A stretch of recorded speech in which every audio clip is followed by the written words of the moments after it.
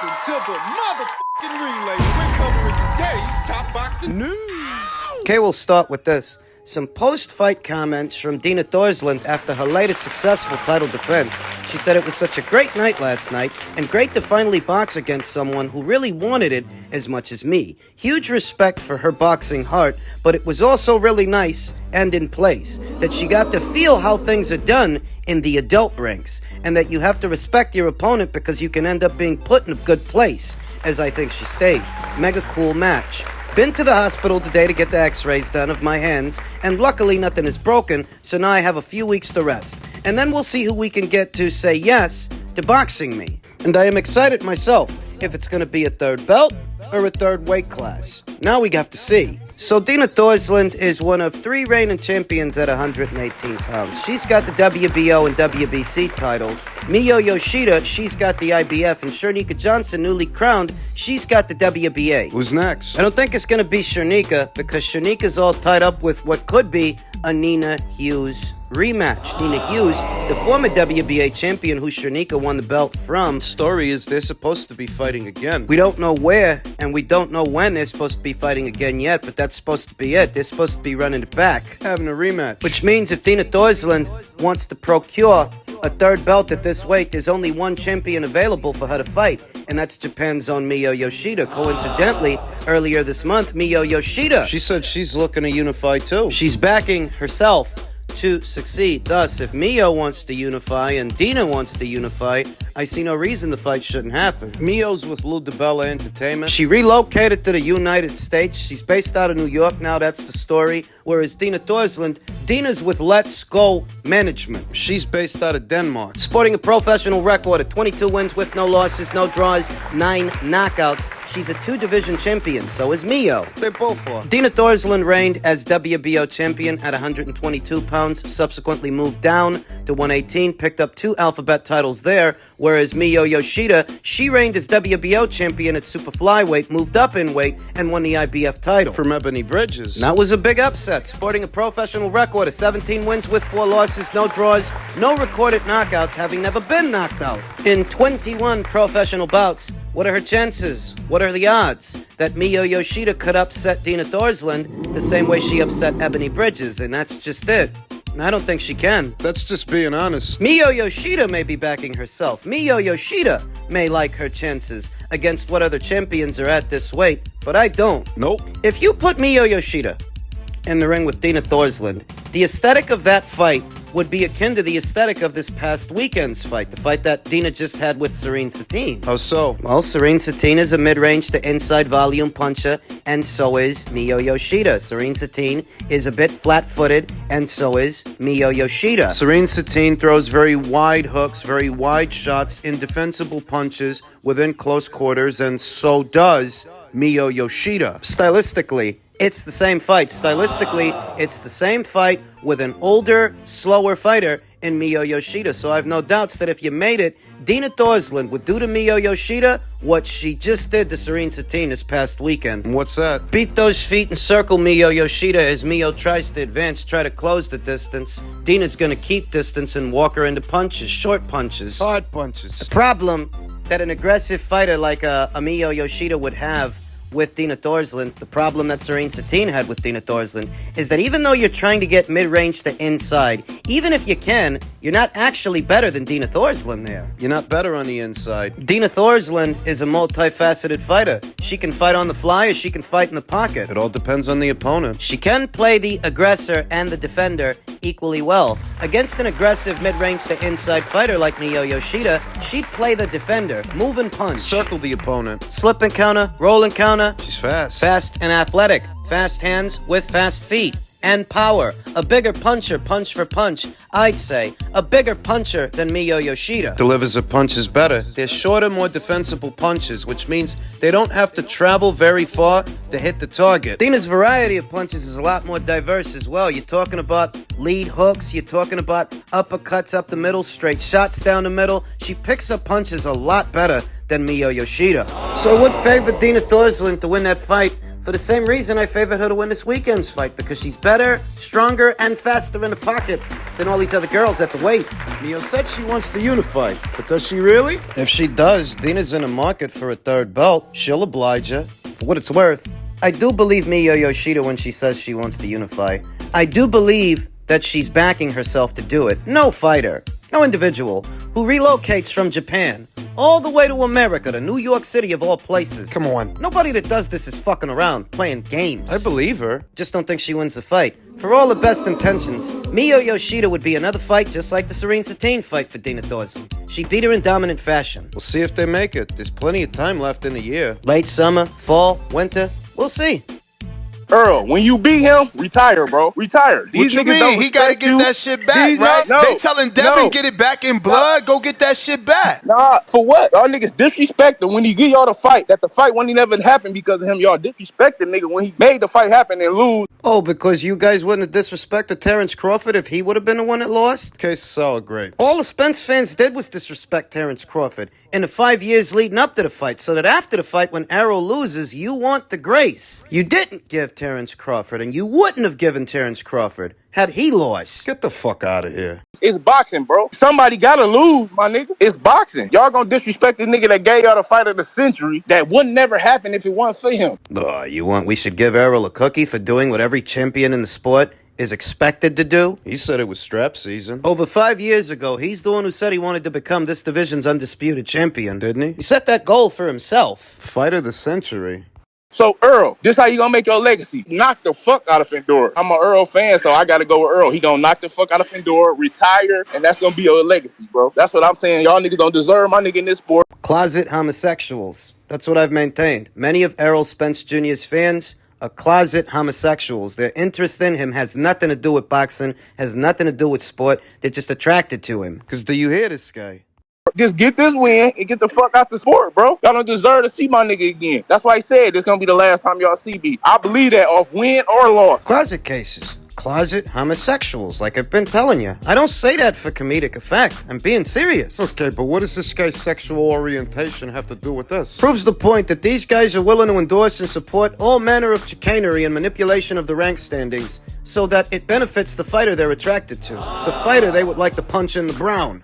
What you're looking at in a Spence versus Fundora fight is a fight that goes against everything that is competitive, everything that is within the competitive nature of the sport. You would support Errol Spence Jr. getting a shot at Sebastian's titles before Terrence. Even though Terrence is the one that has the title shot. He's the mandatory. You would support Errol Spence Jr. getting a shot at Sebastian's belt or belts before Terrence. Saduck. Said it in my previous video and I'll say it here again. You can't get Fundora versus Spence unless Fundora and Spence duck Terrence Crawford first. You can't get that fight unless they circumvent Terrence first, because Errol had a rematch clause if he wanted to fight Terrence again, and Terrence is Sebastian's mandatory. You guys end up fighting each other instead of fighting him. It's because you ducked him to do it. It's very obvious, but what you will notice is that in spite of that, Errol's fans don't care. They don't care what it looks like. They don't care how it happens. They're gonna stand by their man. Because their interest in him has nothing to do with sport, has nothing to do with boxing. So how are you supposed to have a boxing conversation when the crux of your argument is basically you want to fuck Errol in the ass? Be fucked in the ass by him. You can't have a boxing conversation with these people because these people are not interested in boxing. They're interested in Errol Spence Jr.'s sphincter, his brown eye. They don't say it outright. But do they really have to? I mean, pay attention. Pay close attention. Just get this win and get the fuck out the sport, bro. Y'all don't deserve to see my nigga again. What he's proposing is that win, lose, or draw, win, lose, or fall, Errol Spence Jr. should abscond, making no effort to see Terrence Crawford in the ring again, making no effort to run it back, to get it back in blood. Yeah, but you don't want to see a rematch either. I don't, but that's for different reasons. I don't want to see a rematch straight away because the first fight was too lopsided. Now, if Errol goes up to 154 and he actually beats Sebastian Fundora, that does set a precedence for a rematch. And what this guy wants Errol to do is avoid Terrence at all costs. You mean like he was avoiding him at all costs before they fought? That's exactly what I mean. If you've been following this channel for the last 3, 4, 5 years, you will have heard me say that the Spence fans never wanted this fight. That's why they were okay with every alternative they found for Errol. Mikey, Danny, Sean. Ugas. Anybody but Terrence. Let him fight anybody and everybody but Terrence Crawford. Underneath it all, underneath their acrylic nails, they knew what would happen if they fought. They knew! Little. How do you like a boxer so much that you don't even want him to box? How do you like him that much? I mean, if you tell me that Errol should retire because he's a shot fighter and he can't take a solid shot no more, that I can understand. But you're telling me that Errol should retire because they don't appreciate you, guy? They didn't love him enough? They didn't stain their own underwear dreaming about him the same as you? Is that what it is? You know who these people are? These are not boxing fans, and these are not even sports fans. In a boxing community, there's a hybrid fan, a loving hip-hop, Vlad TV, world star crossover fan. Loving hip-hop. Hip-hop is right. In recent years, how many hip-hop artists have you heard about that had to get fucked in their ass to get a record deal? Jesus. That's what they're into. That's what they like. They don't like boxing. They don't like Errol Spence Jr.'s boxing. They like his chest. They like his nipples. Hey, come on, man. I'm just telling you, you can't have a boxing conversation with an individual that is not interested in boxing. And these guys ain't. They're not. But because they go out of their way to mingle with the actual boxing fans, case in point, you're calling in to the boxing voice. Just get this win and get the fuck out the sport, bro. Y'all don't deserve to see my nigga again. Yeah, Errol. Get the win, then get out the sport, and take your fans with you. Bonquiqui and Shishi. You know that it's the same thing with Gervonta Davis. Why do you think there's a group of individuals that vehemently endorse whatever Gervonta Davis does, no matter how cowardly it is? They want to fuck him too. Thus, when you come across one of these guys, all I'm telling you is you can't get through to them because you're coming at the conversation from a pugilistic standpoint, and they're coming at it from a romantic one.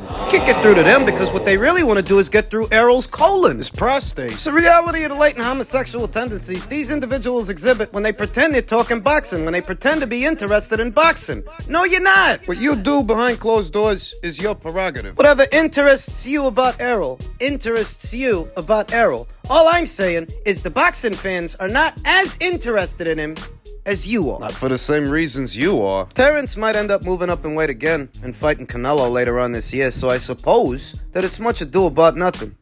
Elsewhere in the world of boxing, this weekend we have the big Matchroom versus Queensberry 5-for-5 tournament. A pay-per-view. When this card was initially proposed, I figured this is definitely going to be a pay-per-view in the United Kingdom. It's definitely going to be a pay-per-view over there because for a very long time, the Brits have wanted to see the guys at Matchroom and the guys at Queensberry have it out in a tournament-style format. So I figured that it would be a pay-per-view over there. What I didn't figure is that it would also be a pay-per-view here in America. And here in America, we pay more for a box office fight than the Brits do across the pond. That surprised me. That DAZN so chose to build that card, which primarily caters to a British audience as opposed to an American one, as a box office fight. Me being a diehard boxing fan and knowing the caliber of all of these fights, I think it's pay-per-view worthy. I think it's worth the money. I think it's better than most box office cards we've seen in the American market in the last 4 or 5 years. These are solid matchups. Some of them that are very close to call. So as far as the quality of the show, I think it's a quality show that's worth the money. But there is a problem. What's the problem? They're too close together. The pay-per-views are too close. When you have so many box office fights spaced so close together. 2 weeks ago, we paid for Fury versus Usyk. 2 weeks later, we're paying for this. Cannibalizes the audience and breeds piracy. People that want to see the fight, but perhaps they're strapped for cash, or, they just paid for a pay-per-view. They don't want to pay for another one. It cannibalizes the audience. It's a problem. Problem that breeds piracy. Piracy has become the bane of organized sports, especially boxing, in recent years, and it's largely in part because there are more pay-per-views, more box office fights now than there were in any previous era of boxing. Think about it. You just paid for Haney versus Garcia. A few weeks later, you pay for Fury versus Usyk. Then a few weeks later, you're paying for this. Then a few weeks after that, you might pay for Davis versus Frank Martin. No, you won't. And that's the problem. That's the problem. That a lot of people won't. That frequency of box office fights so close together may be a bit hard on a consumer's wallet, so much so that it creates a demand, an equal to and opposing demand for illegal streams, pirate streams, that would allow those consumers to watch the fight for free of charge. You don't want that. Not if you're the event coordinators. But more pay-per-views means more piracy. That's what it means. They go hand in hand. There is a direct correlation between the number of pay-per-views you put out there and the number of pirate streams that get put out there. I'm buying the show. because I think it's worth the money. But if the goal is to reinvigorate the American boxing market, stimulate it, Specific to this market, then making more box office fights that are behind a paywall, that's not going to necessarily do that. Even when the fights are really good, too many box office fights has been the problem. Boxing has become a luxury item where it used to be the common man's sport, accessible to the common man at its very biggest. Boxing was on terrestrial television. When it was at the forefront of the sporting world several decades ago, several decades later, between premium cable networks and closed-circuit television, box office fights and pay-per-views, the audience started to wane because it became so expensive to take in a boxing match. It was a common man sport before. It's a luxury item now. Then what do you propose? These cash injections that the Saudis are making into the sport of boxing for these very big fights, create a cash surplus for the promoters because that's money they didn't have to spend.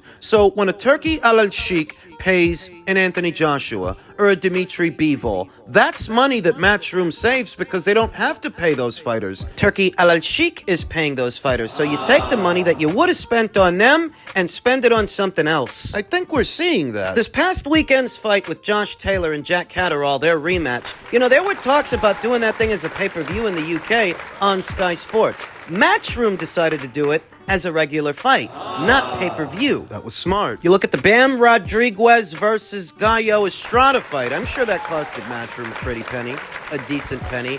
You need to strengthen the regular schedule of fights with fights like that. More fights like that. You're already on the right track. That's the good news, that you don't always need to pay per view to see a good fight, a solid fight. Not always. But you need more of that. You need it over the summer months, the fall, the winter. Strengthen the regular schedule of fights. Because pay-per-views by themselves, even very good ones, there's always going to be a bit of piracy. The boxing economy is at its strongest when it's most accessible to the common man. Accessibility is key. I know that this is a business and people have to get paid, but you have to find a happy medium. You have to. Between what is cost feasible and what is simultaneously accessible to the common man. Figure it out.